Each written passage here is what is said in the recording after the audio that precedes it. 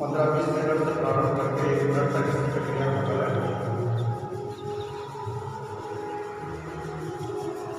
हमारे योगाभ्यास के क्रम में जो प्रारंभ करते हैं हम सरल व्यायाम से करते हैं ताकि हमारा शरीर योगासनों के लिए, प्राणायाम के लिए और ध्यान के लिए तैयार हो।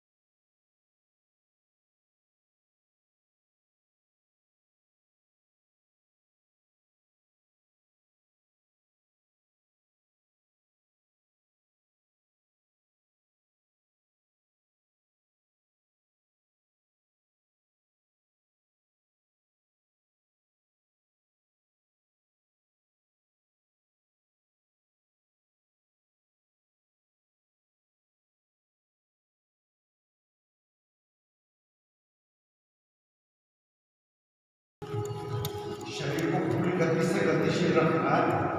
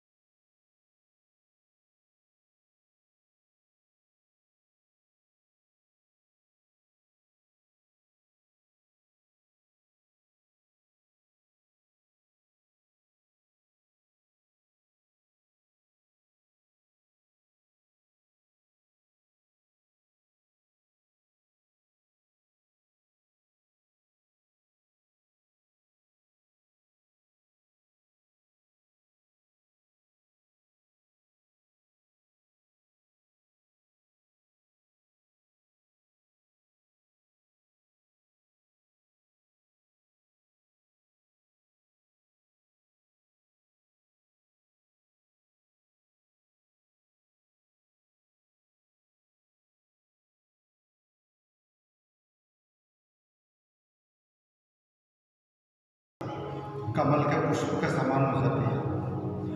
पद्मासन यानी पद्म का आसन, पद्म यानी कमल। हमारा शरीर कमल की आकृति में हो जाता है। ध्यान लगाने के लिए, प्राणायाम करने के लिए ये सर्वोत्तम आसन है। कितनी भी देर तक हम इस आसन में बैठ सकते हैं। हाथों को ध्यान मुद्रा में, अंगूठा और तर्जनी उंगली को आपस में मिला लें। बाकी तीनों उंगलियां बिल्कुल सीधी। पलकों को धीरे से बंद कर लें, ढीला छोड़ दें पलकों को और ध्यान पूरा सांसों पर, सांसों को महसूस करें।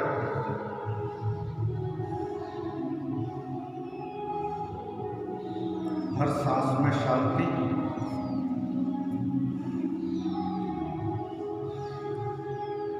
हर सांस में आनंद को महसूस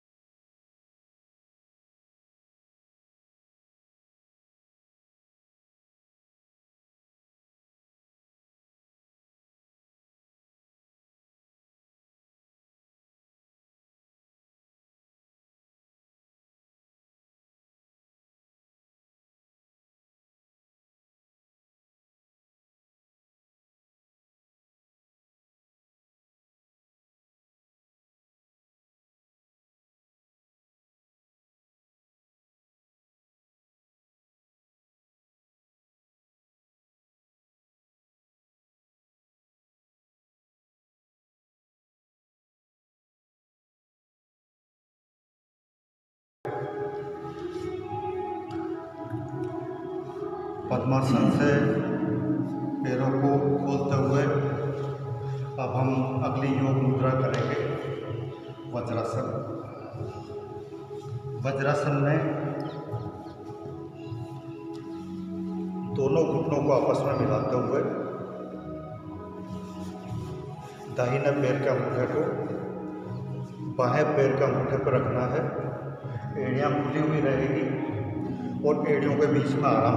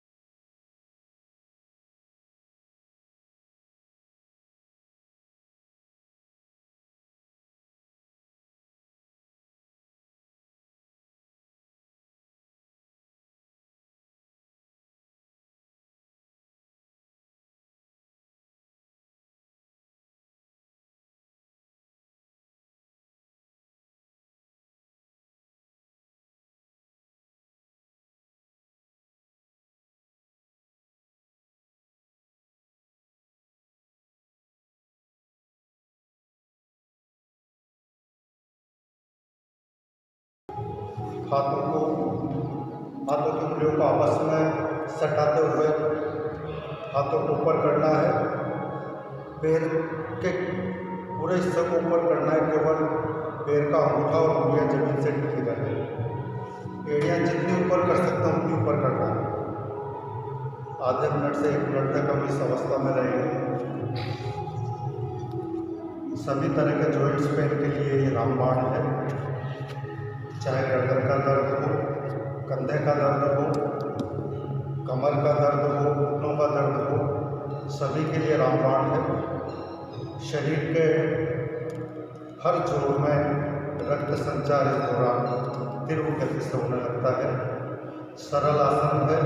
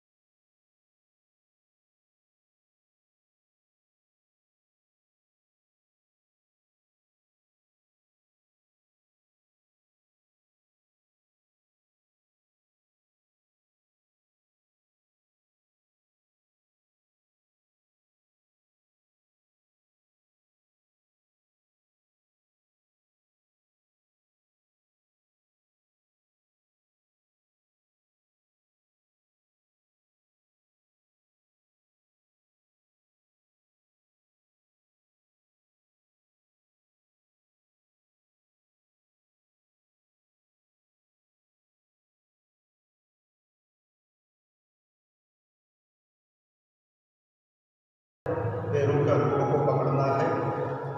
जितना झुक सकते हैं उतना ही झुकना है। घुटने मुड़ने नहीं चाहिए और शरीर को जितना नीचे तक ला सकता है उतना नीचे लाना है। इसकी पूर्ण स्थिति है, हाथ की प्रारंभिक अवस्था तो ये होगी और पूर्ण अवस्था है एड़ियों को पकड़ते हुए सिर को घुटनों का डालना है। हमारे चतुर्वेदी जी इसको पूर्ण स्थिति तक करके बताएंगे। प्रारंभ में आप प्रारंभिक अवस्था तक कर लें। अगर अंगों तक भी आप नहीं पहुंच रहे, ये पंजे हेठ में लग रहे हैं। हाँ, आराम से हाँ। इसमें एड़ियों को और पकड़ लो आप, तब पूरा सट जाता है और पंजे पूरे में लगने लीजिए जब जाने से पूरा एक हो। यह है इसकी हस्तपादानुष्ठासन की पूर्ण अवस्था। 3-4 महीने के अभ्यास के बाद ही यह हमारा सिद्ध होता है। एड़ियों को पकड़ते हुए घुटनों पे लगाना है। ये नहीं कर सकता, पहले एड़ियों को पकड़ लो। कभी कभी इसको हाथ को घुमा के और पाँव को भी पकड़ा जाता है। जैसे मतलब ताकि जितना भी हो सके ये बैंड हो जाए और हाथ 60 से ऊपर की अवस्था है की, लेकिन उसके बावजूद भी शरीर को बिल्कुल लचीला बना रखा है। हर योगासन पूर्ण अवस्था तक काम करते हैं और सभी योगिक क्रियाओं का पूरा अनुभव है। हमें चतुर्वेदी जी की सेवाओं का भी पूरा लाभ मिलता रहेगा। इसको आधा 1 मिनट करें अपना घुटने तक, तो हाथ लगाएंगे, घुटने कोशिश करें घुटने सीधे करें।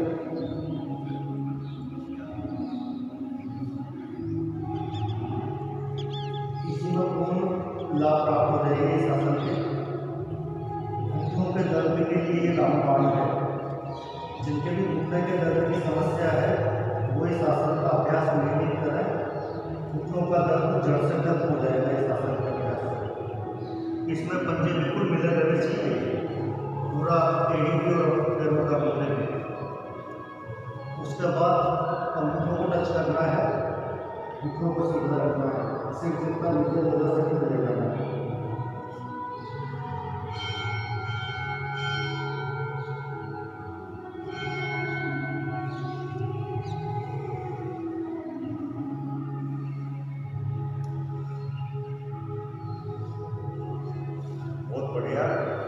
सभी लगभग काफ़ी अच्छे तरीके से कर रहे हैं। ये भी काफ़ी उपयोगी आसन है। इसके अलावा एक आसन और है, हथेलियों को जमीन पर टिका दिए, पर्वतासन बता रहा हूँ। और ये जो पगथिया है ये भी जमीन पर टिका दिए, ये है पर्वतासन। इसकी पूर्ण अवस्था है हथेलियाँ दोनों जमीन पर टिकी रहेगी, बीच में इसका पूरा ऊपर उठा रहेगा। देखने में सरल है लेकिन काफ़ी कठिन आसन है। पूर्ण स्थिति में अगर आते हैं काफ़ी खिंचाव आप लोग करके देखें।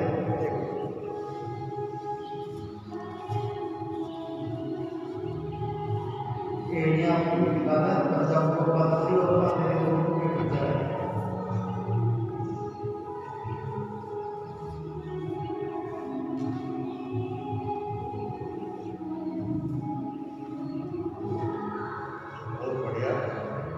एड़ियाँ टिकाने की कोशिश करें, जितनी नीचे जा सकती है उतनी ले जाए। एड़ियों को भी धीरे धीरे टिकने लग जाएगी।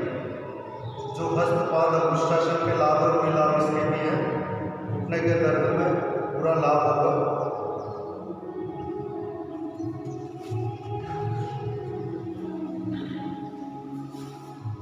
इसके बाद एक आसन चक्रासन, जो हमने पहले नहीं किया था, कठिन आसन है। निरंतर अभ्यास से कुछ समय बाद, लगभग 1 महीने 1.5 महीने बाद आपका ये भी सिद्ध हो जाएगा। चक्रासन के लिए शवासन में लेट जाए।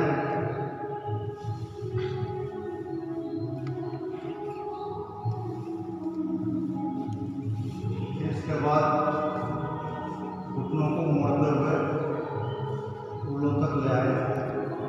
हाथों को सिर के दोनों तरफ रखें और हाथों और हाथ और पैर पूरी तरह से जमीन पर टिके रहे और बाकी बीच का हिस्सा पूरा ऊपर उठ जाए। कमर दर्द के लिए रामबाण है, कठिन आसन है, निरंतर अभ्यास से सिद्ध हो जाएगा।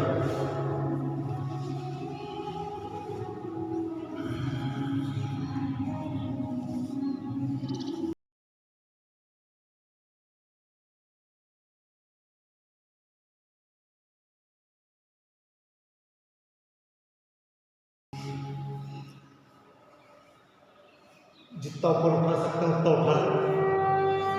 चतुर्वेदी जी सर बिल्कुल सही कर रहे हैं। राजेश जी का भी बिल्कुल पूर्ण स्थिति तक हो रहा है। बालचंद जी का थोड़ा सा ऊपर उठा लो, बालचंद जी, तो आपका पूर्ण स्थिति तक आ जाएगा। और चक्रासन का ही एक तरीका और है। हम खड़े होकर, जो लेट के किया ना, वैसे खड़े होकर भी चक्रासन को कर सकते हैं। मैं खड़े होने का मेरा अभ्यास नहीं है, बाकी दीवार के सहारे में इसको कर लेता हूँ। नहीं, हाथ पीछे लेके खड़ा, तो अभी मेरा को पूरा अभ्यास नहीं है। बाकी लाभ लेट के करें, खड़े होकर करें, पूरा मिला।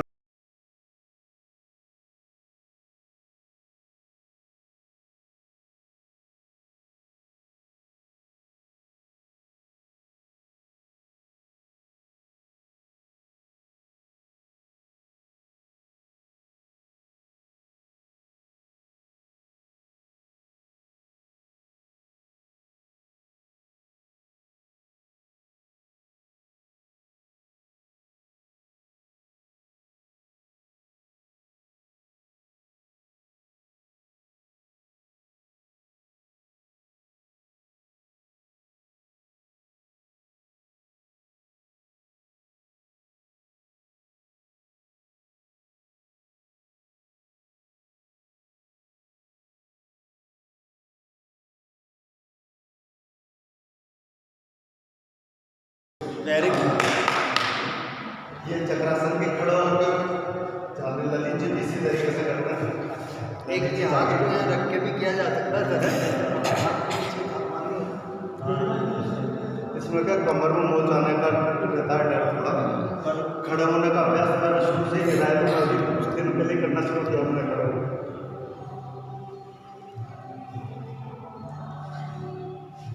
अब कुछ आसन पीठ के बल लेटने वाले कर लेते हैं।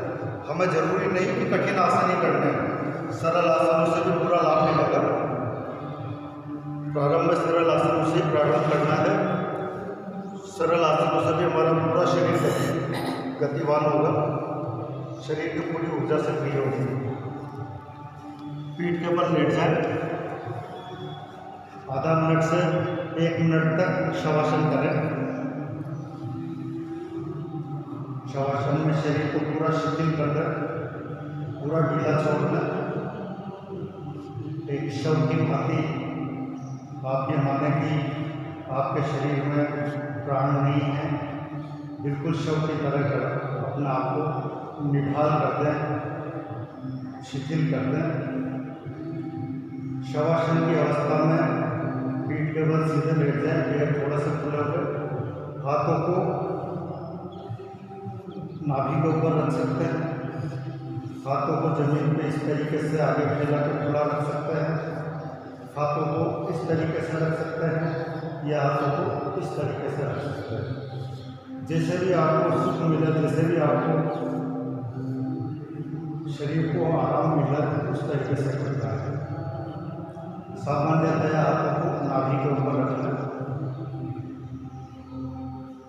जब भी थकान महसूस हो, शवासन आधा मिनट 1 मिनट से प्रारंभ करके 5 से 10 मिनट तक करें, आपको पूर्ण आराम मिलेगा।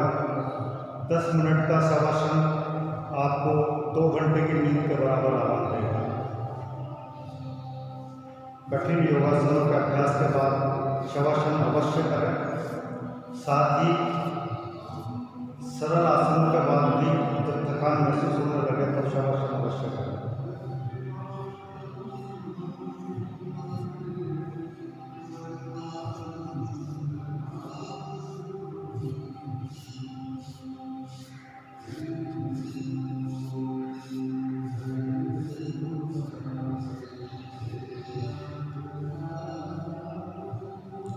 अब अगला आसन हम करेंगे उत्थान पादासन। पीठ के बल लेटे हुए हैं, पैरों को, एड़ियों को और पैर के अंगूठों को मिला लें।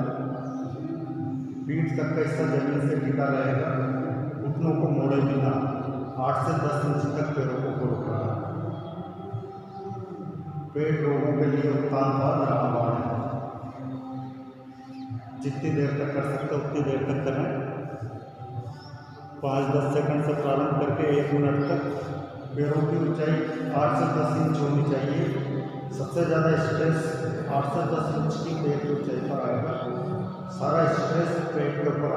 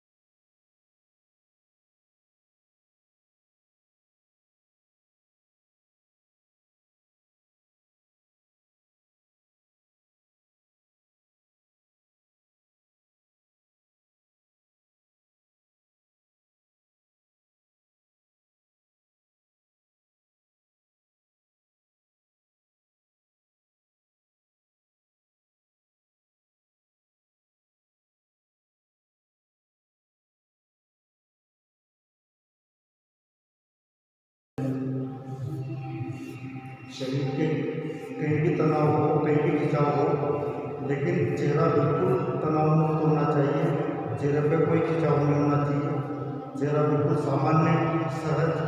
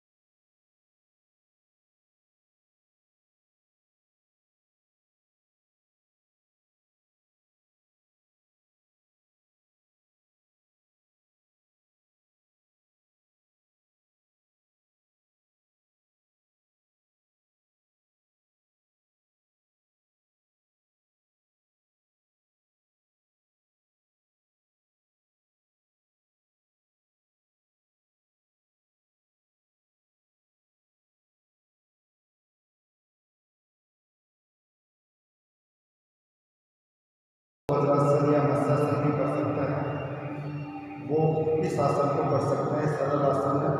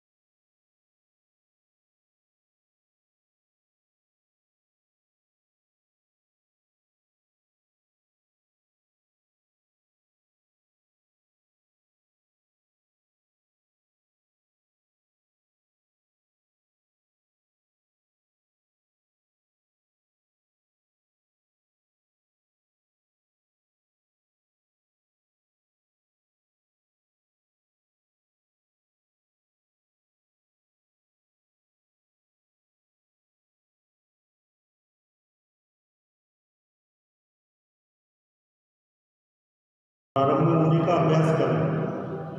कुछ आसन कठिन आसन होते हैं तो कुछ प्रारंभ में उनको कर लेते हैं, कुछ सरल आसनों को भी नहीं कर पाते हैं। तो हमारा शरीर किन आसनों को आसानी से कर रहा है, उन आसनों का अभ्यास जो सरलता से हम कर पा रहे हैं उनका प्रारंभ में करें। धीरे धीरे जो नहीं कर पा रहे हैं वो आसन भी हम पूर्ण स्थिति तक करने लग जाएंगे निरंतर अभ्यास से।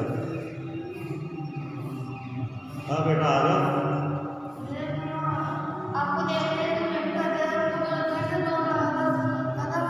आजा, बहुत बढ़िया बेटा, लेट जा हमारी तरफ।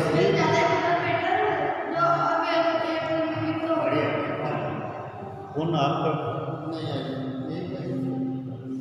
हाँ बहुत बढ़िया बेटा, आया कर रोजाना आ जाएगा। 7 बजे आ जाएगा, फिर 8 साढ़े 8 बजे तक रहता है। अब अगला योगासन अर्ध हलासन करते हुए हम पूर्ण हलासन करेंगे। अर्ध हलासन में हम पैरों को ऊपर उठाएंगे, घुटनों को मोड़े बिना, और 90 डिग्री के कोण तक हम पैरों को रखेंगे। उसके बाद पैरों के अंगूठों को पीछे पैरों को ले जाते हुए पैरों के अंगूठों को जमीन पर टिकाना है। इस पूरी प्रक्रिया में घुटने नहीं मुड़ने चाहिए। हलासन से वापस शवासन में आने के लिए घुटने मोड़े बिना ही वापस आना है।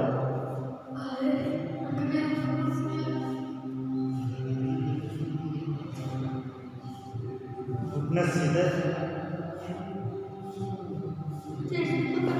दृष्टि पैर के अंगूठों पर,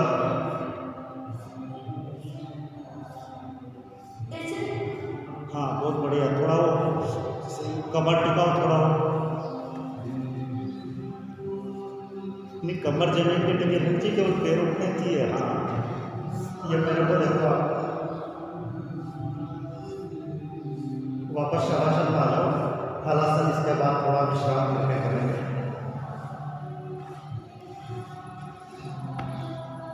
इसमें अर्ध हलासन में केवल पैर ऊपर उठेंगे, कमर पूरी टिकी रहेगी, कूल्हे तक का हिस्सा पूरा टिका रहेगा।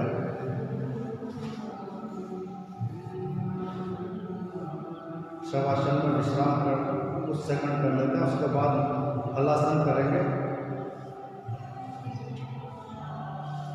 एक बार मेरे को देख लेना हलासन में, या चतुर्वेदी जी सबको देख लेना, उसी तरीके से आप लोग करना। पैरों को बिना घुटने मोड़े ऊपर उठाते हुए पीछे ले जाना है। हाँ हाँ बहुत बढ़िया। अब अंगूठों को टिका दो जमीन पे, घुटने के मोड़ने चाहिए।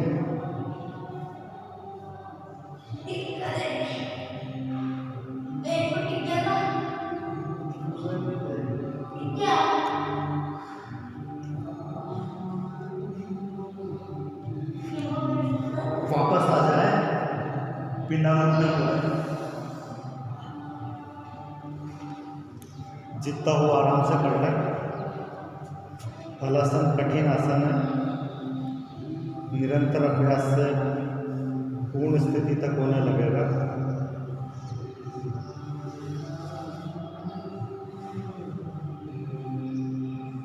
एक सर्वांगासन को करना है।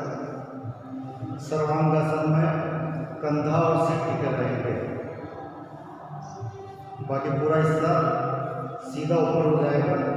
जो शीर्षासन भी कर सकते हैं वो सर्वांगासन से भी, हाँ सर्वांगासन से भी शीर्षासन के पूरे लाभ प्राप्त किए जा सकते हैं।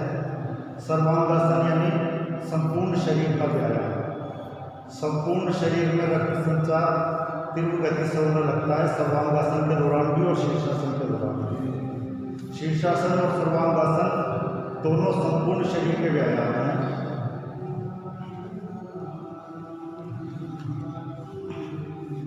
कंधे और सिर जमीन पर टिके रहेंगे, बाकी पूरा हिस्सा ऊपर हो जाएगा। दृष्टि पैर का मुंह पर,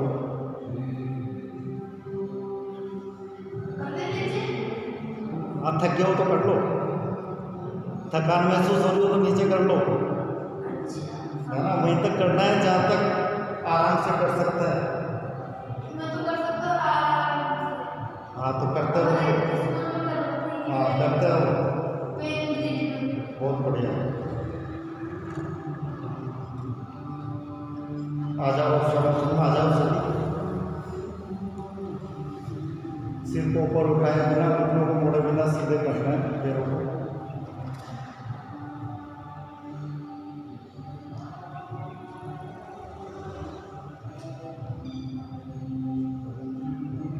अब कुछ आसन कल करेंगे। हमारा लक्ष्य है कम से कम हम 10 से 15 तक आसन रोज कर लें और 5 से 10 मिनट के सरल व्यायाम कर लें और 10 से 15 मिनट का प्राणायाम और ध्यान कर लें। तो शीर्षासन करेंगे चतुर्वेदी जब दो कर ही रहे हैं आप लोग, आप शायद आप भी कर सकते हो शीर्षासन। तो पहले कर रखा हो तो करें, नहीं तो मेरे को देखते हो फिर उसके बाद करें। आज मैं इस पर हाथ से पौधे से मेरी लगी लगा है। शीर्षासन के बाद फिर प्राणायाम करेंगे, उसके बाद फिर हम आज का संकोच करेंगे, क्योंकि अष्टांग योग में हमें 8 अंगों का थोड़ा थोड़ा अभ्यास नियमित करना है, तभी शरीर के साथ साथ हमारा मन और मस्तिष्क भी स्वस्थ बनेगा। योगासनों से और सरल व्यायामों से तो हमारा शरीर स्वस्थ हो गया है, लेकिन मन की शांति और मस्तिष्क की नकारात्मकता को खत्म करने के लिए प्राणायाम और ध्यान का भी 5 से 15 मिनट तक कम से कम अभ्यास आवश्यक है। तो शीर्षासन के बाद हम उनकी प्राणायाम करेंगे करीब 10 मिनट। ईमानदारी से सबको 10 मिनट तक करना है। शीर्षासन के लिए घुटनों को इस तरीके से मिला लें, हाथों को टिका दें, सिर का बीच वाला हिस्सा जमीन पर टिका दें। बेटा करता हो तो पढ़ना नहीं लग जाएगी, है ना? अभी आज देख लें, रोजाना ये सिर का बीच वाला हिस्सा टिका दें। ये शीर्षासन की प्रारंभिक अवस्था ये है ढोक मुद्रा। शीर्षासन नहीं कर सकता तो केवल ढोक मुद्रा ही करें। शीर्षासन के काफी कुछ लाभ मिलेंगे। ढोक मुद्रा में भी हमारे सिर में रक्त संचार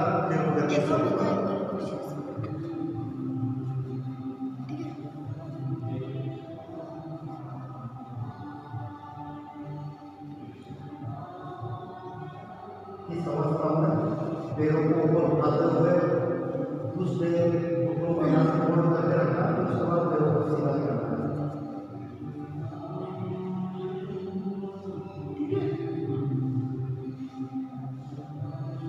थोड़ी देर घुटनों से मुड़ी हुई अवस्था में रखना है, फिर उसके बाद पैरों को बिल्कुल सीधा कर देना है। शीर्षासन आसनों का राजा है। संपूर्ण शरीर का व्यायाम शीर्षासन का हो जाता है। संपूर्ण शरीर का रक्त संचार की गति से होने लगता है। विशेष रूप से मस्तिष्क में रक्त संचार की गति से होने लगता है। चेहरे पे स्ट्रेस आता है, लेकिन कोशिश करें क्या करें कम से कम रहे। लगभग तो ये साफ आ रहा है, ये कैसे? धूप की वजह से। 1 मिनट से लेकर अधिकतम 10 मिनट तक शीर्षासन का अभ्यास कर सकते हैं। वापस इसी अवस्था में आ सकते हैं उसी तरीके से। बहुत बढ़िया, बढ़िया, अच्छा, शानदार। पहली बार में शीर्षासन को पूर्ण स्थिति तक आप भी जो शीर्षासन कर सकता है, यानी उसने अपने शरीर को पूरी तरह से साफ रखा है, वो किसी भी योगासन को पूर्ण अवस्था तक कर सकता है। बहुत बढ़िया।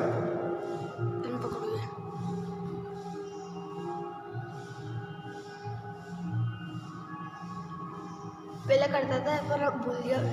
वापस सिखा देगा तो भूल गया पहले तो रोजाना सब सिखा देगा तेरे सारा आसन। सबसे अच्छा आता था पहले मुझे स्कूल में सबसे अच्छा।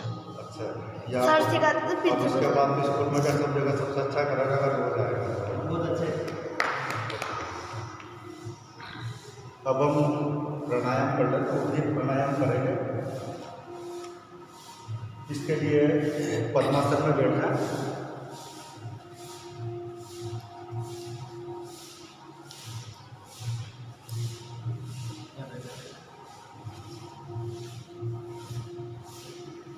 पद्मासन में बैठना है।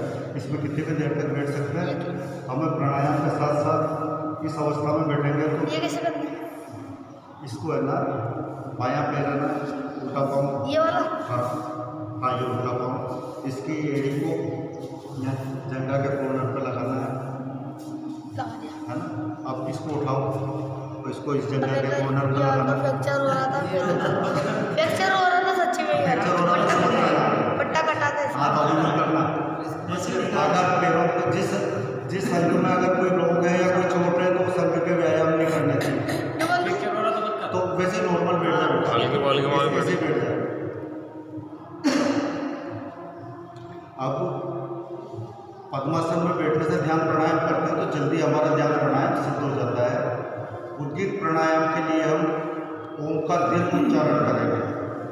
आंखों को बंद कर लेंगे, हाथों को प्रणाम मुद्रा में रख लेंगे और ओम का दीर्घ उच्चारण करना है। पलकों को बंद करते हुए बिल्कुल ढीला छोड़ देना है। पूरा ध्यान ओम के दीर्घ उच्चारण पे। फिर उसके बाद गहरी सांस लेनी है, फिर ओम का दीर्घ उच्चारण, फिर गहरी सांस लेनी है, फिर ओम का दीर्घ उच्चारण। यही प्रक्रिया 5 मिनट से लेकर कम से कम 5 मिनट से लेकर अधिकतम आधे घंटे तक करना चाहिए। पूरा ध्यान ओम के उच्चारण पर।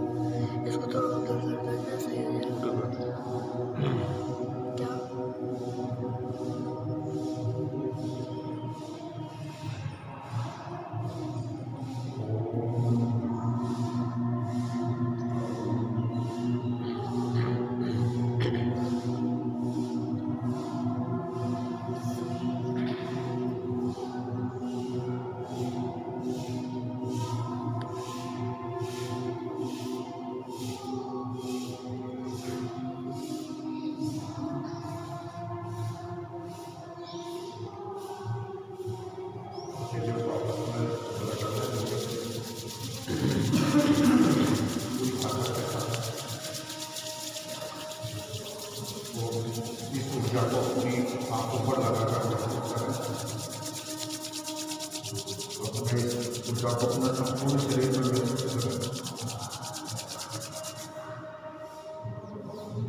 उद्गीत प्राणायाम यानी ओम का दीर्घ उच्चारण और गहरी सांस लेना। ओम का निरंतर जाप यानी भक्ति भी है, शक्ति भी है, प्राणायाम भी है, ध्यान भी है, व्यायाम भी है। अगर हम कुछ न कर सकें तो उद्गीत प्राणायाम का भी 5 मिनट से लेकर आधे घंटे तक अगर निरंतर अभ्यास करें तो हमारे संपूर्ण शरीर के रोगों से मुक्ति पा सकते हैं। तन मन और मस्तिष्क पूरी तरह से स्वस्थ हो सकता है केवल ओम के निरंतर अभ्यास से, उद्गीत प्राणायाम के निरंतर अभ्यास से। उपयोगी है ये। भक्ति, शक्ति, ध्यान, प्राणायाम, व्यायाम, आराम सब कुछ है इसमें। एक ही चीज़ में पूरी सृष्टि जो एक बिंदु में समाई हुई है, पूरी सृष्टि एक ओम के उच्चारण में समाई हुई है। तो केवल ओम के जाप से हम पूर्ण शांति, पूर्ण आनंद और समाधि तक पहुँच सकते हैं। एक बीच में छोटा भजन सुना